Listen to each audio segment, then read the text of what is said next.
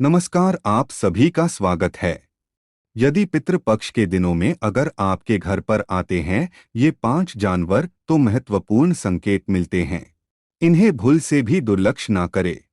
दोस्तों, इस वर्ष पितृपक्ष का आरंभ 10 सितंबर से हो रहा है और 25 सितंबर को सर्वपितृ अमावस्या के साथ पितृपक्ष समाप्त होंगे।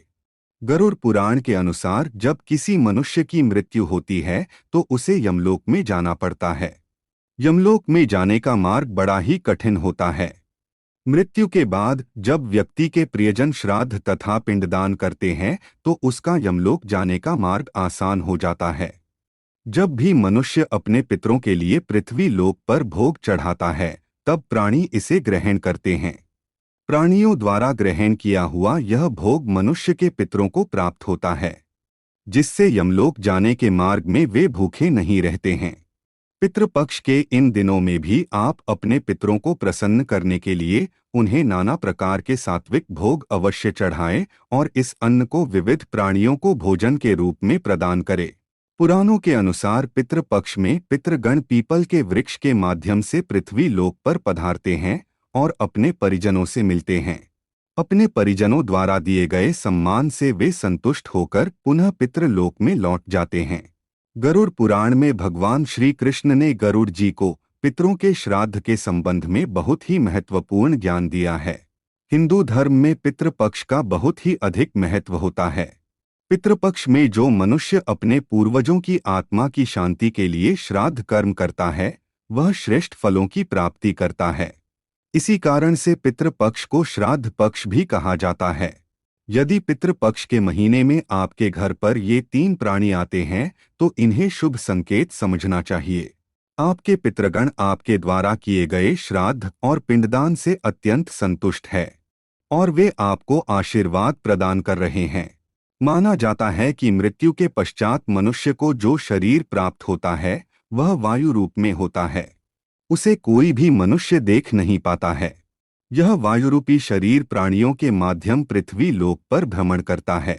इसीलिए कहा जाता है कि पितृपक्ष में द्वार पर आए किसी भी प्राणी का अनादर नहीं करना चाहिए, क्योंकि उनके अंदर आपके पितरों का वास हो सकता है।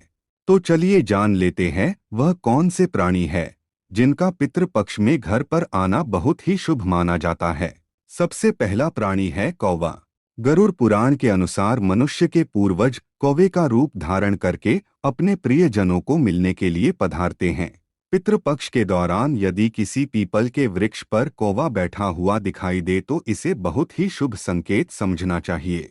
यदि कोई कौवा पितृ के श्राद्ध के दिन आपके घर पर आकर बोलने लगता है, आपके द्वारा दिया गया भोजन और जल को ग्रहण करता है, तो यह सभी संकेतों में श्रेष्ठ फल देने वाला संकेत है। आपके पितृगण आपसे अत्यंत संतुष्ट है। आपके दिए हुए सम्मान और भोग से वे प्रसन्न है और आपको आशीर्वाद दे रहे हैं, ऐसा समझना चाहिए।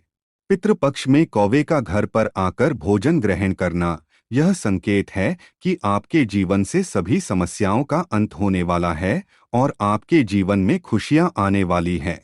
किंतु अगर पितृपक्ष में कोई कौवा आपके घर पर आकर जोर जोर से चिल्लाने लगे तो आपको समझना चाहिए कि आपसे पितृगण आपके बहुत ही नाराज है। आपको उनकी संतुष्टि के लिए श्राद्ध कर्म करने चाहिए, अन्यथा पितृदोष से भयंकर स्थिति उत्पन्न होती है। दूसरा प्राणी है कुत्ता। अगर पितृपक्ष में श्राद्ध तथा पितरों की पूजा के दौरान द्वार पर कोई कुत्ता अचानक ही प्रकट हो जाता है तो यह बड़ा ही शुभ संकेत है। आपके पितृ कुत्ते के माध्यम से आपको आशीर्वाद प्रदान करने आए हैं। द्वार पर आए कुत्ते के साथ बुरा व्यवहार ना करें और गलती से भी डंडे से ना मारें, अन्यथा आपके पितृदेव रुष्ट हो जाएंगे। द्वार पर आए कुत्ते को नमस्कार करके उसे भोजन कराएं, आपके पितृ आपसे अवश्य संतुष्ट हो जाएंगे।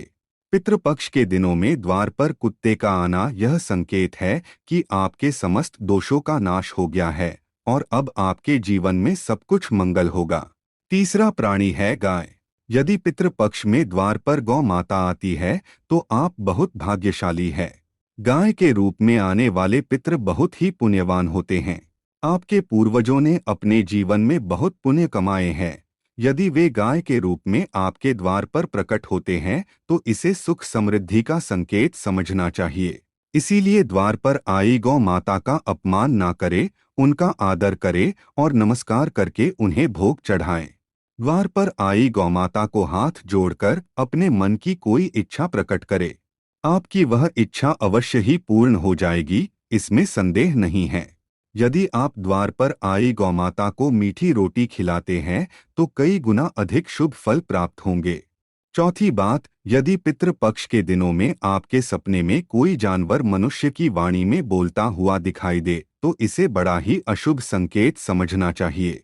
यह संकेत है कि आपके पितृ आपसे बहुत दुखी है, उनकी आत्मा को शांति नहीं मिली है।